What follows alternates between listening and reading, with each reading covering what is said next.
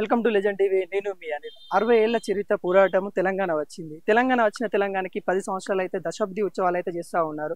అటు ఒకవైపు కేసీఆర్, ఇటువైపు రేవంత్ రెడ్డి. ఇందులో చూసుకున్నట్లయితే మన రాష్ట్ర గీతం ఏదైతే ఉందో దాంట్లో మార్పులు, మన తెలంగాణ తల్లిలో మార్పులు అయితే చేస్తూ ఉన్నారు. దీంతో గురించి మనతో మాట్లాడడానికైతే తెలంగాణ ఉద్యమకారుడు పృథ్వీరాజ్ అన్న అయితే ఉన్నారు. ఒకసారి అయితే మాట్లాడడం. తెలంగాణలో ఎటువంటి మార్పు జరిగాయి, తెలంగాణ రాజులు మారారు, మరి మంత్రులు మారారు, పాలించే వాళ్ళైతే మారారు, మరి తెలంగాణ మారిందా లేదా అనేది తెలుసుకుందాం. అన్న నమస్తే అన్న. నమస్తే. జై తెలంగాణ. జై తెలంగాణ అన్న. నిజంగా 10 సంవత్సరాలు అయితే అవుతా ఉందన్న. తెలంగాణ ఎటువంటి మార్పు వచ్చింది? మనం అనుకున్నదేనా మార్పు నచ్చిందా? మనం ఏదైతే ఉద్యోగాలు అనుకున్నాము, నిధులు అనుకున్నాము, మనకని అనుకున్నాము, కానీ వచ్చాయన్న? ఇంకా రాలేదు, వెయిటింగ్ ఉంది. ఓదికు తెలంగాణ ఆవిర్భావ దినోత్సవం దగ్గరకు వస్తుంది, 10 ఏళ్ళదని చెప్పిన సంతోషం ఉన్నది. సంతోషంతో పాటు శోకం కూడా ఉన్నది, బాధ కూడా ఉన్నది. బాధ సంతోషం ఎందుకంటే వచ్చింది తెలంగాణ, మనం తెచ్చుకున్న ఇంత భీకరమైన పోరాటం చేసి 50 మంది తెలంగాణ ప్రజలు మొత్తము కదిలి కొట్లాడి, ఎవరు ఇచ్చారు బిచ్చం ఇచ్చింది కాదు, ఇది కొట్లాడితే వచ్చింది తెలంగాణ. ఓకే, ఎవరో ఇచ్చారు మేము తెచ్చినాము వాళ్ళు ఇచ్చిండ్రు అనేదో ఒక కొత్త స్లోగన్స్ ఏదో కాయిన్ చేస్తారు. ఎవరు ఇచ్చింది కాదు, చేసింది కాదు. త్యాగాల పునాదుల మీద తెలంగాణ కొట్లాడితే తెలంగాణ వచ్చింది. ఇక్కడ వనరుల దోపిడీ జరుగుతున్నది, ఇక్కడ ఆత్మగౌరవ పోరాటాలు జరుగుతున్నాయి, ఇక్కడ మనిషిగా చూసే ప్రయత్నం లేదు. ఎక్కడి నుంచో వచ్చి ఇక్కడ వాళ్ళు ఇక్కడ దోపిడీ చేస్తున్నారు, బయట నుంచి వచ్చి అని. ఇవన్నీ అన్ని దోపిడీలు జరుగుతున్నాయి. దోపిడీకి వ్యతిరేకంగా పుట్టినటువంటి వాయిస్లతోటి దాన్ని కనెక్ట్ అయ్యి జనం కంప్లీట్ గా ఇక్కడికి వచ్చి ఇలా దేశంలో పొలిటికల్ పార్టీస్ ఎవరిని కూడా పెద్ద పెద్ద నాయకులను కూడా ఇక్కడికి రానియలేనటువంటి సిచ్యువేషన్, ప్రధానమంత్రి స్థాయిలో ఉన్నటువంటి వ్యక్తులను కూడా ఇక్కడ అడుగుపెట్టలేనటువంటి సిచ్యువేషన్స్ తీసుకొచ్చిన ఉద్యమాలతో ఇక్కడ తెలంగాణ వచ్చింది తప్ప ఇచ్చిన వాళ్ళు ఎవరో తెచ్చిన వాళ్ళు ఎవరో ఇవన్నీ బక్వాస్ ముచ్చట్లు ఇవన్నీ. కానీ పార్లమెంటరీ పద్ధతిలో రావాలి కాబట్టి ఇక్కడ ఆ పోరాటాలు అవన్నీ ఉన్నాయి, ఆ సిచ్యువేషన్స్ అక్కడ ఉన్నది, ఒక అన్రెస్ట్ ఉన్నది కాబట్టి, ఒక నిజమైన న్యాయపరమైన ఒక డిమాండ్ ఉంది కాబట్టి ఇవ్వాల్సిన కంపల్షన్ తీసుకొస్తే తెలంగాణ వచ్చింది. కానీ అందుకనే బాధ ఎందుకంటే కనీసం కుటుంబాలకు న్యాయం జరగలే, ఉద్యమకారులకు న్యాయం జరగలే, కొట్లాడినటువంటి విద్యార్థి యువకులకు ఇంకా కంప్లీట్ గా కాలేదు. 5 నెలలు అవుతుంది అంటే అట్లీస్ట్ దాని దిక్కు అడుగులైతే పడాలి. ఈ గవర్నమెంట్ వచ్చినాక ఓన్లీ ఒక 50 గ్రూప్ 1 పోస్టులు మాత్రమే పెంచింది. కానీ ఇది గత ప్రభుత్వం అనౌన్స్ చేసిన బాపత్య ఉన్నాయి. ఇలా మేము అందుకని ఆ ఉద్యోగాల గురించి ఇక్కడ డిక్లేర్ చేసినాం 2,70,000 ఉద్యోగాలని చెప్పి. కేసీఆర్ చెప్పింది గవర్నమెంట్ వచ్చినప్పుడు 2 లక్షల ఉద్యోగాలని. ఇప్పుడు మేము తీస్తాం 2,70,000 ఉన్నాయి. అట్లీస్ట్ అవి ఎంత తొందరగా ఫిల్అప్ చేస్తే అట్లీస్ట్ ఆ కుటుంబాలను బాగుపడితే, ప్లస్ దాని తర్వాత చాలా ఉన్నాయి. వీటితోటే కాదు ఉద్యోగాలు, ఇలా స్కిల్ సెట్ తెలంగాణలో ఉన్నటువంటి స్కిల్ సెట్ లాస్ట్ 10 ఏళ్లలో బడులు బంద్ అయినాయి, యూనివర్సిటీలు క్లోజ్ అయినాయి, రైతుల ఆత్మహత్యలు జరుగుతూనే ఉన్నాయి, ఆడులకు కంటి శోకం ఆగలేదు, స్కీమ్స్ కూడా ఇంప్లిమెంట్ ప్రాపర్ గా జరుగుతలేవు. ఇవన్నీ అంశాలు ఉన్నాయి కాబట్టి ఇవన్నీ కనుక ప్రాపర్ గా జరిగేది ఉంటే నిజం కూడా సంతోషం ఉంటుండే. అవన్నీ కూడా చేయాలనే ఆలోచనతో ఇలా ఆవిర్భావ దినోత్సవం కాబట్టి మీరు వచ్చి మా బోటలతో మాట్లాడుతున్నారు, లేకపోతే 6 నెలల కింద మాట్లాడుతున్నారా. సో మేము కూడా కొద్దిగా వెయిట్ చేసినాం, మాట్లాడుతున్నాం. అన్న, ఏదైతే ఆంధ్రలో పెత్తనం ఉండద్దు అని మనం అయితే కోరుకున్నామో, మరి ఇప్పుడు మన రాష్ట్ర గీతం పైన కూడా మరి ఆంధ్రులకు ఇవ్వడం ఎలా చూస్తారన్న? కీరవానికి ఇవ్వడము, మరి ఇటు అందశ్రీ కూడా ఉన్నారు, మరి ఏ విధంగా చూడొచ్చు ఈ పరిణామాలు? సో మాకు ఇష్టం లేదు అది. తన రాసినటువంటి పాటల్నే అదే జయ జయ హే తెలంగాణ జననీ జయ కేతనం ముక్కోటి అదైతే తన రాసిండో దాంట్లోనే ఒక చరణం ఉంటది. జానపద జనజీవన జావలీలు జాలువార కవిగాయక వైతాళిక కలలా మంజీరాలు జాతిని జాగృతపరిచే గీతాలా జనజాతర అనునిత్యం నీగానం అమ్మ నువ్వే మా ప్రాణం. అంటే తెలంగాణ వాదాన్ని గుండెల నింపుకొని పోయినటువంటి, నా ప్రాణం నా తెలంగాణ అనుకొని తిరిగినటువంటి వాళ్ళు, కోకొల్లలు, కళాకారులు, కవులు చాలా మంది ఉండే. వాళ్ళకు స్టేజ్ పెట్టి డప్పు కొడితే జనాలు కదిలేది. సో ఇక్కడ పుట్టినోళ్ళు, ఈ ప్రాంతంలో పుట్టినోళ్ళు, ఈ కష్ట సుఖాల గురించి పనిచేసిన వాళ్ళు, ఇక్కడ జనాన్ని ఎడ్యుకేట్ చేసేందుకు తన డప్పును కావచ్చు, గజ్జలు కావచ్చు కట్టి రోడ్ల మీద తిరిగిన వాళ్ళకు కావచ్చు, ఇక్కడ ఉన్నటువంటి మ్యూజిక్ చేసిన మ్యూజిక్ డైరెక్టర్లు కావచ్చు, అర్హత లేదా అని క్వశ్చన్. అంటే వేలాది మందిని తరలించే కన్నా ఎక్కువ వాళ్ళు ఉన్నారా? అది కాదు, ఇక్కడ ఉన్న వాళ్ళకే చేతులలో పెడితే కరెక్ట్ ఉంటుందని మా ఊటలు. ఇప్పుడు అందశ్రీ అలాంటి వాళ్ళే కూడా తెలంగాణలో కీరవాన్ కంటే గొప్ప వాళ్ళు ఉన్నారా అని అడగడం ఎంతవరకు తీసుకోవాల్సిన విషయం? అంటే నేను అన్నని తప్పు పట్టదలుచుకోలేదు, చాలా గొప్పోడు ఆయన. ఒక్కడు పడితే సరిపోతుంది పోయి, ఆయన ఏ రూమ్ లో పోయి ఉంటే దానికి ఏం అవసరం లేదు. ఆ నడి రోడ్డు మీద పడి పాడినా కానీ జనం మొత్తం వింటారు. అంటే మొత్తం ప్రపంచానికి వెళ్ళిపోతుంది, అంత గొప్ప కవి. మరి అన్న ఎందుకు తొందరపడి ఆ మాట అన్నాడో నాకు తెలియదు, ఏ మూడ్ లో ఉన్నాడో అతను నాకు తెలియదు. కానీ అట్లా మాట్లాడాల్సిన వ్యక్తి కాదు. కానీ మాట్లాడి ఎవరున్నారు సూపి అన్నాడు అంటే అది కొద్దిగా నాకు కూడా బాధ అనిపించింది. కానీ తన ఏం 10 ఏళ్ల నుంచి క్రష్ చేసింది కదా అని ఎక్కడైనా కేసీఆర్ క్రష్ చేసింది కానీ ఎక్కడ ఉండొచ్చు. కానీ క్రష్ చేసినతో పాటు మనం ఇప్పుడు చేసేది కూడా కరెక్ట్ ఉండాలి. సో జనము హర్షించేటట్టు ఉండాలి. End of the day result ఏంటంటే జనం మీ నిర్ణయాలకు సపోర్ట్లు కొట్టట్టు ఉండాలి. మీతో పాటు తాళం పలికేటోళ్ళు ఉండాలి. కానీ ఎక్కడ నువ్వు నువ్వు కీరవాణి గారిని చంద్రబాబు వాణి వినిపించుకుంటా ఆంధ్ర బాణీలకు మాకు అవసరం లేదు అనేది ఉండాలి. సరే నేను తప్పు పడదు. మళ్ళీ అగేం ఏంటంటే ఆయన ఇప్పటికైనా ఆత్మవిమర్శ చేసుకోవాలి. ఏమైతుందన్నా ఓ ₹1 కోటి 2 కోట్లు ఇచ్చింటో వాళ్ళకి అంతే కదా. తీసేది ముఖాల వారిస్తే గవర్నమెంట్ చూసుకుంటది, అంతా వాళ్ళ తప్పులు చేసి కాబట్టి చూసుకుంటది. అది తన నిర్ణయం కూడా నేను అనుకుంటలేను. ఆస్కార్ వచ్చింది కాబట్టి ఇప్పుడు ప్రజెంట్ ముఖ్యమంత్రికి రామారావుకు ఎన్టీ రామారావుకి వీళ్ళందరికీ దోసిగిస్తున్నాయి కదా, అదే ఇది ఏమన్నా ఇన్ఫ్లుయెన్స్ అయిందో మాకు ఎరకలే కానీ ఆయన కీరవాణి గారిని తీసుకొచ్చి ఇక్కడ పెట్టిండ్రు. అది అవసరం లేదు. నేను మొన్న మాట్లాడేటప్పుడు చెప్పిన అద్భుతమైన సాహిత్యంతో పల్లె పదాలతోటి నీ కన్నీరు నా కన్నీరు కలిగినోళ్లకు పన్నీరాయే ఒంటిగా ఓ శోకం పెట్టే చిన్ని తమ్మయ్యా నీ దంటగా నేను ఉంటారా చిన్ని తమ్మయ్యా అని రాసి వేదికల మీద మాట్లాడితే తండోపతండాలు జనం కదిలి దానికి ఏం మ్యూజిక్ అవసరం లేకుండే. అట్లనే తోడు ఉంటట్టుగా ఈ మ్యూజిక్ డైరెక్టర్స్ ఎవరైతే దీనికి ఉన్నారో అటువంటి వాళ్ళు కనుక వచ్చేది ఉంటే వేరే తిరుగుతుంది. చదువుకో కొడుకాని సాగా నంపిన తండ్రి చదువుల్లో సారాన్ని ఇప్పి చెప్పిన సారు సావు వార్త వింటూ గుండె పగిలిన తల్లి వీరులారా వందనం విద్యార్థి అమరులారా వందనం అనే పాటకు మ్యూజిక్ డైరెక్టర్ వహించినటువంటి మా ఆలా రవి కనబడతలేడా? వందలాది వేలాది పాటలు చేసింది కదా. చేయించన్న అది కాకపోతే ఏ మ్యూజిక్ వద్దు డబ్బు పెట్టాడు కొట్టు ఎల్బీ స్టేడియమో ఇక్కడ ఇంకా ఏదైనా పర్వాలేదు.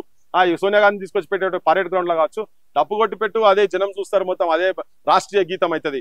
ఆత్మవిమర్శ చేసుకోవాల్సిన అవసరం లేదు. తప్పులుంటే సర్దిద్దుకోవాలి.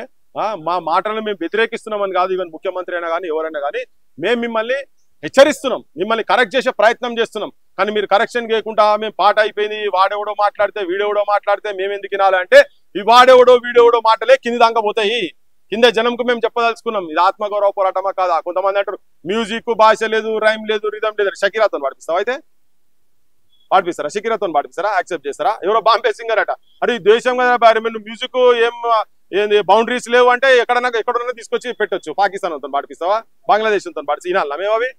ఎవరు ఈ మట్టికెళ్ళి పుట్టినటువంటి మట్టి బిడ్డల చేతులనే ఈ మట్టిలో మాట్లాడే భాష యాస నుడిగాడాలు ఏవైతుంటాయో అది వాళ్ళకే సాధ్యమవుతుంది. ఒకసారి మేము ఒక పాట రికార్డ్ చేసినప్పుడు కోరస్ లో ఒక 2-3 వచ్చిండ్రు. ఒకేసి పువ్వేసి సందమామ ఒంటి జాములాయ సందమామ రెండేసి పువ్వేసి సందమామ 2 జాములాయ సందమామ అని అనమంట. కోరస్ లో 2 ఆంధ్ర పిల్లలు ఉండే పాపం వాళ్ళకి పలుకొస్తలేదు ఆ పదాలు. ఒకేసి పువ్వేసి సందమామ ఒంటి జాములాయ సందమామ ఆ ఒంటి జాములు అనే పదం వాళ్ళకి వస్తలేదు పాపం. లాస్ట్కి తీసేసినాం. మళ్ళీ తెలంగాణ పల్లెలు కదా బతుకమ్మ ఆటోలను తీసుకొచ్చి కోరస్ పెట్టించినాం దానికి. ఇది ఎప్పుడు నేను దాదాపు ఒక 20 ఏళ్ల కింద రికార్డ్ చేసినటువంటి ఒక పాట తెలంగాణ పాటకు సంబంధించినటువంటి. సో అది ఉంటది, ఆ డిఫరెన్స్ ఉంటది. పాట ఇప్పుడు అందేశ్రీ అనే పాట మ్యూజిక్ కూడా అవసరం లేదు భయ్ మాకు. ఆంధ్ర బాణీలు మాకొద్దు, ఆంధ్ర బాణీలు మాకొద్దు. అట్లీస్ట్ మేము వ్యతిరేకమని చెప్తలేం. మళ్ళీ నీ మ్యూజిక్ నీకు దండం, నువ్వు గొప్పనివే, మేము కూడా దండం పెడతాం. నువ్వు మమ్మల్ని గౌరవించినంతసేపు మేము కూడా దండం పెడతాం. కానీ మా మ్యూజిక్ మాకు సంబంధించి రాష్ట్రీయ గీతానికి అట్లీస్ట్ రాష్ట్రీయ గీతానికి ఇది కావాలి. రేపు లేకపోతే ఒక అపవాదం వస్తుంది. తెలంగాణలో ఇంతకుముందు చాలా మాట్లాడారు ఆంధ్రోళ్ళు, మీకెక్కడ బట్టలు వేసుకునేది నేర్పించింది మేమే అని చెప్పి వాళ్ళే పోకనాలు కొట్టేది.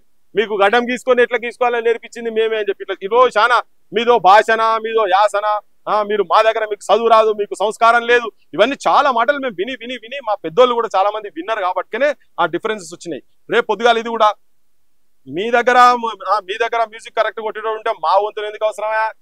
కీరవాణితో కొట్టించారు కదా, మీకు గంత కూడా లేదు. మీకు మీ రాష్ట్ర గీతానికి మ్యూజిక్ కొట్టేటువంటి అర్హత ఉన్న వాళ్ళు కూడా మీ దగ్గర లేరంటే పొద్దుగల తెలంగాణ ప్రజల మీద సులకన భావంతో చూసే పరిస్థితి ఉంటది. కనుక ముఖ్యమంత్రి గారు, మంత్రి మండలి, తర్వాత అందశ్రీ అన్న కూడా అందరికీ చెప్పేది ఏంటంటే దయచేసి అది మార్చుకోండి, అది మార్చండి. మీరు రికార్డ్ చేసినా కానీ దాంతో కాలబడేది ఏం లేదు. మీరు శ్రీశైలం ప్రాజెక్ట్ డ్యామ్ ఏం మలగట్టేది లేదు, దాన్ని గులగొట్టేది లేదు. కనుక అది ఒక్కటి పాట మారిస్తే మా సొంతలో మనోభావాలు కూడా దెబ్బతినకుండా ఉంటాయి. హర్షించదగ్గటువంటి పనులు చేయండి మీరు దయచేసి అని చెప్పదలుచుకున్నాను. అన్న 10 సంవత్సరాలు అయితే తెలంగాణ వచ్చింది. ఉద్యమకారులు కూడా చాలా మంది అయితే బలిదానాలు కూడా చేసుకునే వాళ్ళు అయితే చాలా మంది అయితే ఉన్నారు. ఇప్పుడు మొన్న కాంగ్రెస్ గవర్నమెంట్ కూడా ఉద్యమకారులకి కొంత స్థలం ఇస్తుంది అది అని చెప్పింది. మరి నిజమైన ఉద్యమకారులను ఎలా గుర్తిస్తారు అని ఇంతవరకు ఒక క్లారిటీ లేని క్వశ్చన్ అయితే కాంగ్రెస్ దగ్గర అయితే కనబడతా ఉంది. మరి నిజమైన ఉద్యమకారులు ఎవరు? కేసులు ఉన్న వాళ్ళ, లేకుంటే ఉద్యమాలు చేసిన వాళ్ళ, ఎవరు అంటే ఏం చెప్తారు? అది వాళ్ళే చెప్పాలి. ఎందుకంటే అది అన్నది వాళ్ళే కనుక ఉద్యమకారులను ఎట్లా ఐడెంటిఫై చేయాలని. కానీ ఐడెంటిఫై చేయాలంటే తీయొచ్చు అదంతా. కానీ ఇది అంతేందంటే నేను అనుకుంటున్నా వీళ్ళకు చేసే ఉద్దేశం లేదు కాబట్టి అట్లా ప్రకటన చేశారు. లేకపోతే దానికి ఒక పద్ధతి ఉంటుంది. నీ చేసుకొని గివిలు గిట్లా అని చెప్పని ఉంటారు. ఇప్పుడు కోదండరామ్కు సపోజ్ కోదండరామ్కు ఆ బాధ్యత అప్ప చెప్పారు అనుకోని, కోదండరాము అప్పుడు కేసీఆర్ ఎంబడే ఉండే. సో కేసీఆర్ టీఆర్ఎస్ పార్టీలో తిరిగిన వాళ్ళను ఆయనకు నచ్చిన వాళ్ళ లిస్టే రాస్తాడు. మరి ఇక్కడ చాలా మంది బయట ఉన్న వాళ్ళు బొచ్చడం మంది తిరిగిన వాళ్ళు వాటి అన్నిటి ఈయనకు ఓసి ఉండదు. ఈయన నిన్న మొన్న వచ్చి తిరిగి మళ్ళీ పోయి రాజ్యం సైడే ఉన్నాడు. సో అందుకని ఏంటంటే ఇటువంటి వాళ్ళని కొంతమందిని దగ్గర పెట్టుకున్నారు. సో ఉద్యమాలు మల్టిపుల్ యాంగిల్స్ జరిగాయి తెలంగాణలో. కుల సంఘాల వారిగా జరగవచ్చు, చిన్న చిన్న జిల్లాల మూవ్మెంట్లు పెట్టుకొని తీసుకోవచ్చు, వారి వారి ప్రాంతాలకు ఉన్నటువంటి అస్తిత్వాలను బట్టి ఉండొచ్చు. బొగ్గు గనిల దగ్గర ఒక మూవ్మెంట్ జరిగింది ఉత్తర తెలంగాణలో, దక్షిణ తెలంగాణలో నడిగడ్డ కుల పోరాట సమితి అని అక్కడ అటువంటి పోరాటాలు జరిగినాయి. డిఫరెంట్ ప్లాట్ఫామ్స్ లకి వెళ్ళి వేరు వేరు విద్యార్థులు ఒకరు అటాచ్ అయి ఉండొచ్చు కేసీఆర్ తోని, కానోళ్లే ఉద్యమాలు చేసిరు. కేసీఆర్ తోటి అటాచ్ అయి ఉన్న వాళ్ళు కొంత తక్కువ ఉద్యమాలు చేసిండ్రు, వాళ్ళ లోపల ఉన్నా కానీ క్షేత్రస్థాయిలో ఏ పార్టీలు ఉన్నా కానీ అందరూ మాత్రం క్షేత్రస్థాయిలో అందరికి ఆ కోరిక వీళ్ళందరినీ ఐడెంటిఫై చేయాలంటే ఒక పెద్ద మెకానిజం. అది వాళ్ళకు స్పష్టత లేదు, అది వాళ్ళు తీయాల్సిన అవసరం ఉన్నది. వాళ్ళు తీస్తారు అని అయితే నాకైతే ఏమో, కానీ వాళ్ళు చెప్పారు కాబట్టి వాళ్ళే చేయాలి. అట్లీస్ట్ ఇవన్నిటికన్నా అట్లీస్ట్ ఉచిత విద్య ప్రతి కుటుంబానికి, ఉచిత వైద్యం వాళ్ళు ఏమైనా రుణాలు తీసుకుంటే మాఫీ చేసే ప్రయత్నం చేయి, వాళ్ళకి ఎంప్లాయ్మెంట్ జనరేట్ చేసేటి అటువంటి అని 250 రూపాయలు నువ్వు ఇస్తున్నావు, 250 గజాల జాగా నువ్వు ఇస్తున్నావు కాబట్టి ఇవ్వాల్సిందే నువ్వు చెయ్యి. అది ఒక మోడల్ తయారు చేస్తే మా బోటల్లో కూడా మీకు నచ్చితే, మా మాటలు మీకు వినాలనిపిస్తే, మేము కూడా మా సజెషన్స్ ఏమన్నా తీసుకోవాలనిపిస్తే మేము కూడా ఇస్తాం. కానీ మీకు ఆల్రెడీ తెలుసు అనుకుంటే చేసుకుంటూ మీకు ప్రాబ్లం ఏంటి అన్న. కేసీఆర్ గారు ఈ దశాబ్ది ఉత్సవాలు అయితే ముందే చేశారు, ఇప్పుడు ముగింపుగా దశాబ్ది ఉత్సవాలు ముగింపుగా కూడా ఆయన కూడా చేస్తా ఉన్నారు. ఆయన 10 సంవత్సరాల నుండి చేసింది ఏముంది, ఇప్పుడు ముగింపుగా సెలబ్రేషన్ చేసుకుందాం రండి, దావత్ చేసుకుందాం రండి అని చెప్తా ఉన్నారు. ఎలా చూడవచ్చు? ఎందుకంటే మొత్తానికి అయితే అప్పుల పాలైతే చేసింది కేసీఆర్, అది ఎవరైనా నమ్మినా నమ్మకున్నా. మీరు ఎలా చూస్తా ఉంటారు? వాస్తవమే 7 లక్షల కోట్లు ఆయన చేసిండు. ఇప్పుడు ఈయన వచ్చినా కూడా దాదాపు 20,000 కోట్ల కాడి దాకా దగ్గరకు వచ్చినట్టున్నది. రేపు మళ్ళా రైతు భరోసా స్కీమ్ కింద రైతులకు మాఫీ చేస్తాడు, ఇది కూడా అప్పే తీసుకొచ్చి చేస్తారు. వీళ్ళు ఇన్కమ్ జనరేట్ చేస్తారు, ప్రజల ఎత్తి మీద మాత్రం బరువు పెడుతున్నారు.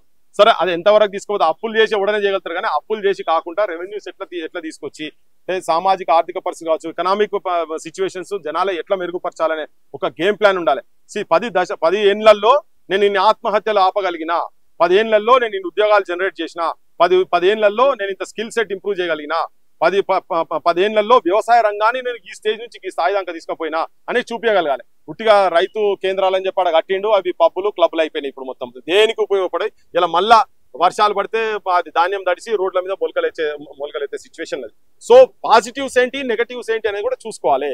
3 లక్షల కోట్ల బడ్జెట్ లో ఎవరెవరికి ఎంతెంత వాటా పోయింది, ఎవరు బాగుపడ్డారు, ఇవన్నిటి కూడా ఆడోళ్ళకి నిజంగా బీడీ కార్మికులు కావచ్చు, ఏ కార్మికులను తీసుకో, ప్రతి సెక్టార్ లో నీకు ఎంత ఫండ్స్ పోయినాయి, ఎంత వాళ్ళ జీవన విధానంలో పర్చేసింగ్ కేపబిలిటీస్ ఎట్లా పెరిగినాయి అనేది నువ్వు చూపించగలిగినప్పుడు అది నిజమైనటువంటి సంతోషపడేటువంటి అంశం.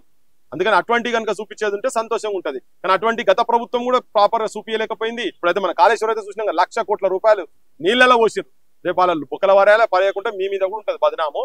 సో నువ్వు మళ్ళీ దాన్ని కరెక్టివ్ మెకానిజం నువ్వు మీరేం చేస్తారో కూడా చూపించాలి. మూసి సుందరీకరణ కన్నా మొదలు 50,000 కోట్ల రూపాయలు పెట్టి నువ్వైతే సుందరీకరణ చేస్తున్నావో, బతుకులు సుందరీకరణ కనీసం పుట్ట గడిచేటట్టుగా బుక్కడి బువ్వ పెడితే మంచిగా ఉంటుంది. అట్లా బువ్వకు లేకుండా కష్టాలలో ఉండుకుంటూ అడిగోసపడుతున్నటువంటి జనాలు, యువకులు తెలంగాణలో చాలా మంది ఉన్నారు. ఆ బెల్ట్ షాపులు కూడా బంద్ చేయరు నాయన. ఆ గంజాయి మీద యాక్షన్ తీసుకుంటా అంటారు, చూడాలి. అది కూడా కొత్త బీర్ పాలసీలట. ఇప్పుడు ఈ ముఖ్యమంత్రి గతంలో ఆపోజిషన్ లో ఉన్నప్పుడు చెప్పిండు కదా, బెల్ట్ షాపులు ఒక్కటి కూడా ఉండే, బెల్ట్ షాపులు తీసుకొచ్చి మొత్తం గ్రామీణ ప్రాంతాల యువకులు మొత్తం నాశనం చేస్తున్నారు, కుటుంబాలు సర్వనాశనం అవుతున్నాయి, తాగుబోతు కొంపలు తయారు చేసిన చెప్పి మాతో పాటు ఆయన కూడా అన్నోడేనే. ఇప్పుడు వచ్చిండు, మరి ఎన్ని బెల్ట్ షాపులు బంద్ చేసిండు? బంద్ చేయలే కదా, ఇంకా కొత్తవి తీసుకొస్తాడు. అంటే ప్రజలారా గమనించండి, చూడండి మరి ఎట్లా పోతున్నది పాలన, ఎట్లా పోతున్నది మీకు కూడా చెప్తున్నాం మేము. ఇవన్నీ చేయాల్సిన అవసరం ఉంది. లాస్ట్ గా ఒక క్వశ్చన్, ఇప్పుడు కాంగ్రెస్ అధిష్టానం ఉన్న పార్టీ సెలబ్రేషన్ చేస్తా ఉంది, అధికారం లేని పార్టీ బీఆర్ఎస్ కూడా సెలబ్రేషన్ చేస్తా ఉంది. ఒక ఉద్యమకారుడుగా మీరు ఏం చేయబోతామన్నారు ఈ సెలబ్రేషన్? మీ వంతు మీ ప్రణాళిక ఏ విధంగా ఉంది? ఆల్రెడీ మేము శురు చేసినాం కదా సెలబ్రేషన్ లో, మేమేం వ్యతిరేకిస్తలేం. కానీ సెలబ్రేషన్లు నిజంగా అందరి బతుకులలో వెలుగు వచ్చిన తర్వాత సెలబ్రేషన్ జరుగుతున్నాయా, కొందరు బతుకులు అంధకారంలో ఉన్నాయా లేవనేది, అంధకారంలో ఉన్నటువంటి సమస్యలను మేము తీసుకొచ్చి పెడుతున్నాం కదా. ఈ సమస్యలతోటే మేము కొట్లాడినాం కాబట్టి ఈ సమస్యలను మేము ముందు పెడుతున్నాం. వీటి పరిష్కార మార్గాలు ప్రాపర్ గా చూపించగలిగినప్పుడు, పరిష్కారం జరిగినప్పుడే నిజమైన ఉత్సవాలు అని చెప్పని మేము అంటున్నాం. ఉట్టిగా ఏదో సిటీని అలంకరించి దండలు వేసుకొని ఢిల్లీకి వెళ్ళి ఎవరినో గాలి ఓటర్లు పిలుచుకొని ఇంకా ఒక 4-5 ముఖ్యమంత్రులను పిలుచుకొని ఇక్కడ కూర్చొని తెలంగాణ అద్భుతంగా ఉన్నది, ఎంత అద్భుతంగా ఉన్నది హెలికాప్టర్లకు వెళ్ళి కింద చూపించుకుంటా, ఇగో ఇది మా చార్మినారు, ఇది మా అసెంబ్లీ, ఇది మా ఇది స్తూపము, అది ఇది అని చెప్పంటే ఆ స్తూపం పైన లైట్ ఉన్నది కానీ కింద ఆ చనిపోయినటువంటి వాళ్ళ కుటుంబాలు మంచిగా ఉన్నాయా, అంధకారం ఉన్నాయా, లేకపోతే ఆ త్యాగాలు దేని గురించి చేసిండో, ఈ తెలంగాణ ప్రజలు సంతోషంగా ఉన్నారా, బాధలు ఉన్నారా అనేది చూపించాల్సిన అవసరం ఉంది. కాబట్టి మేము చేస్తూనే ఉన్నాం, ఆ పని ఆల్రెడీ మొదలు పెట్టినాం కదా, ఆ పని చేస్తూనే ఉన్నాము. ఇది జరగాలి. ఎక్కడో దగ్గర ఒక 2 సమస్యలు ఉంటే పెద్ద ఫరకూడదు, కానీ అస్సలు మూలాలే నువ్వు దెబ్బతీసిన తర్వాత మా బిడ్డలో మేము మాట్లాడుతున్నాం.